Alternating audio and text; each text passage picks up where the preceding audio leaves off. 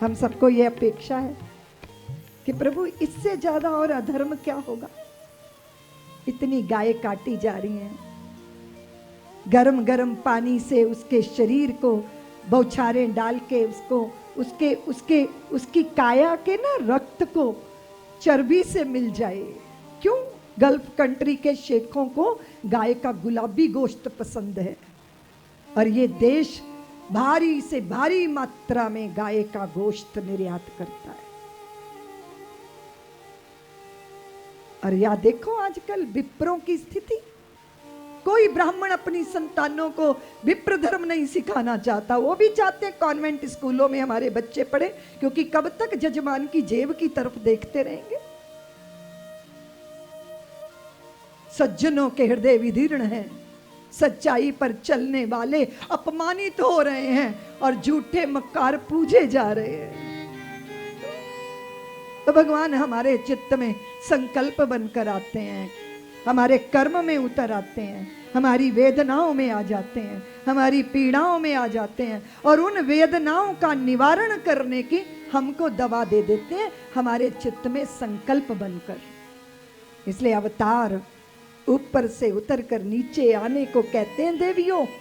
सारा संसार भगवान का बनाया हुआ है, लेकिन भारत की धरती पे ही अवतार लेकर आते हैं। ये सारा मंडप आपने कथा के लिए खड़ा किया छिंदवाड़ा वालों, पर मैं तो व्यासपीठ पे आके कथा करती हूँ। तो सारा विश्व रंगशाला है और भारत की भूमि विश्व की रंगशाला का रंग मंच है, जहाँ भगवान अवतरित होकर इस धरा को धन्य करते हैं। तब आते हैं जब उत्पीड़न बढ़ जाता है, वो हमारे हृदयों में संकल्प बनकर भी आते हैं।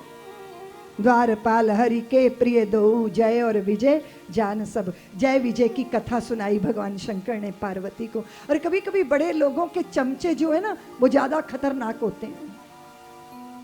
राष्ट्रपति सरल होंगे, उनके द्वारपाल बड़े खतरनाक पर्सनल अटैची होते हैं ना, चेले जो होते हैं। और अगर आप किसी बड़े व्यक्ति के आसपास हो तो आपको विनम्रता चाहिए, और अगर आप विनम्र नहीं हैं, अगर आप सहज नहीं हैं, तो फिर आप उस बड़े व्यक्ति की प्रतिष्ठा को दांव पे लगा देते हो। ये जय विजय ऊंची जगह पर है, ऊंची जगह पहुंच जाना आसान है देवियों, पर ऊंची जगह पे टिकना आसान।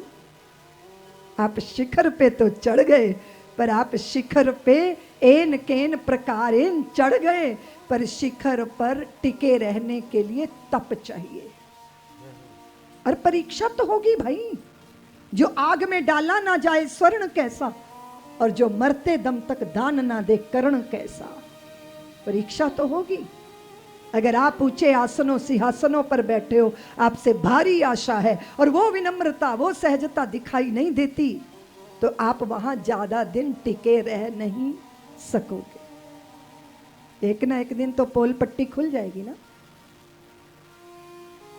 और सनत कुमारों का अपमान कर दिया, और सनत कुमारों को वैकुंठ के भीतर जाने का अवसर नहीं मिला। सारा तप क्षण मात्र का क्रोध नष्ट हो जाता है, सारा तप नष्ट हो जाता है, क्रोधित हो गए। हाँ वो दुर्विनीत है, हाँ उनको तमीज नहीं है बात करने की, लेकिन आप तो साधु हो, आप तो धैर्य रखो। अगर उधर आग लगी है तो और प्रतिवाद का घी क्यों डाला जा रहा है? उसका दंड सनत कुमारों को मिला, वैकुंठ के भीतर आने का अवसर नहीं मिला, भगवान द्वार पर ही आ गए। आपके सारे तप एक पल में। क्रोध पैदा होना अच्छी बात नहीं है। क्रोध को जीतने के लिए 25 साल हिमालय में रहा, 25 साल। और हिमालय का कोई साधु धरती पे इधर आ जाए तो लोग तो पागल हो जाते हैं। दर्शन के लिए भीड़ लग गई और किसी का पैर पड़ गया, साधु के पैर पे आग बबूला हो गया। बोले बदतमीजो, मेरे ही दर्शन करने आओ और मेरे ही ऊपर चढ़े जा रहे हो। ऐसा क्रोध आ गया। तो एक महात्मा बगल में खड़े थे, बोले 25 साल हिमालय में क्या कर रहे थे?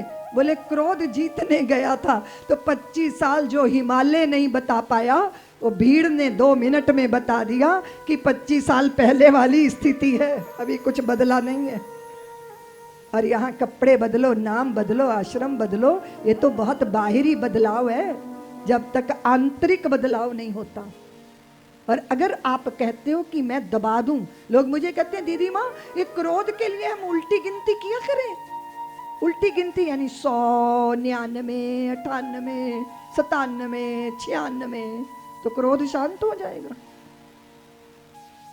क्रोध की आग है कामना, अगर वो पूरी नहीं होगी तो क्रोध पैदा होगा ही। और अगर तुम क्रोध को दबा दोगे तो वो क्रोध कुंठित कर देगा आपके जीवन को। उसे व्यक्त करोगे तो संबंध टूट जाएंगे।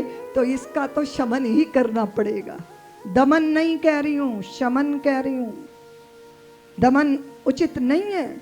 जिन दीवारों पे लिखा होता है कि यहां झांकना मना है, दिल करता है यार एक बार देख ही लो कि क्या मामला है।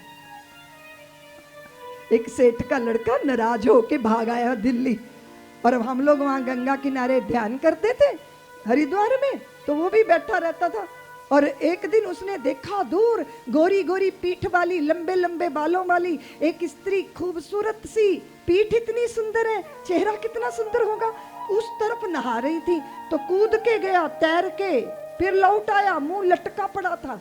हम लोगों ने पूछा क्या हुआ? अरे बोले वो स्त्री नहीं, वो तो लंबी दाढ़ी वाले बाबा जी नहा रहे।